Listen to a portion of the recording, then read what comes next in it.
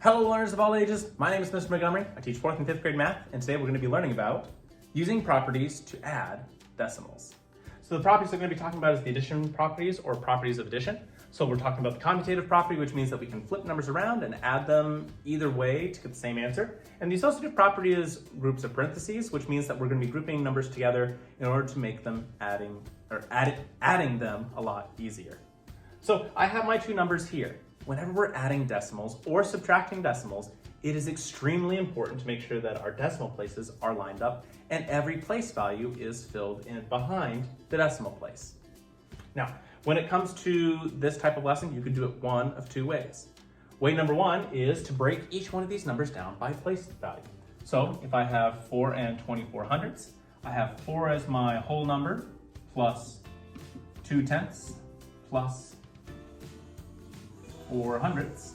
And then here I have 4 and 3 tenths and 4 hundredths. You can see that they're broken down into different types of categories or different types of place values. We're gonna start from the right. So if I have 4 hundredths plus 4 hundredths, that would be 8 hundredths. 2 tenths plus 3 tenths, which is 5 tenths. And 4 plus 4 is 8. So if I add all these three pieces together, I have 8 in the ones place, 5 in the tenths place, and 8 in the hundredths place to get 8 and 58 hundredths. The other option is traditional addition. As long as you have your decimal places all lined up and all the place values behind the decimal places lined up, meaning that there's no empty spots, you can add the numbers like you normally would with any other addition problem. So 4 plus 4 is 8, 2 plus 3 is 5, decimal place goes down, and 4 plus 4 is 8. Regardless of how you solve each of these problems, you can get the correct answer. Let's take a look at another example. I have 7 and 35 hundredths plus 4 and 7 tenths plus 5 and 25 hundredths. Now, I want to line them up instead of having them horizontal. I want them to be vertical. That way I can add them a little bit easier. So what I like to do is I add my decimal point, and decimal point for all three numbers and figure out where it fits in. I have 1 7 to the left of here and 35 after. I have 1 4 on this side of the decimal point and a 7 on the other.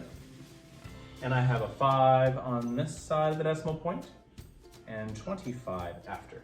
And making sure that all the columns are fit. This column is not filled in. Something that I can do is add a 0 to the end of that number, and it does not change the value of that number. I believe we talked about that earlier in this math curriculum, but I can add a 0 here, and 4 and 70 hundredths has the same value as 4 and 7 tenths. So now, since all my place values are filled in after the decimal place and all the decimal points are lined up, I can start to add. 5 plus 5 is 10, 7 plus 3 is 10, plus 1 is 11, plus 2 is 13, decimal point. Let's see, 4 and 1 is 5, 5 plus 5 is 10, and then that's 17. So my answer should be 17 and 3 tenths, or I could read it as 17 and 30 hundredths. All right, my 5th graders, if we take a look at page 167, you'll see that we'll be doing practice problems number 1 and number 6.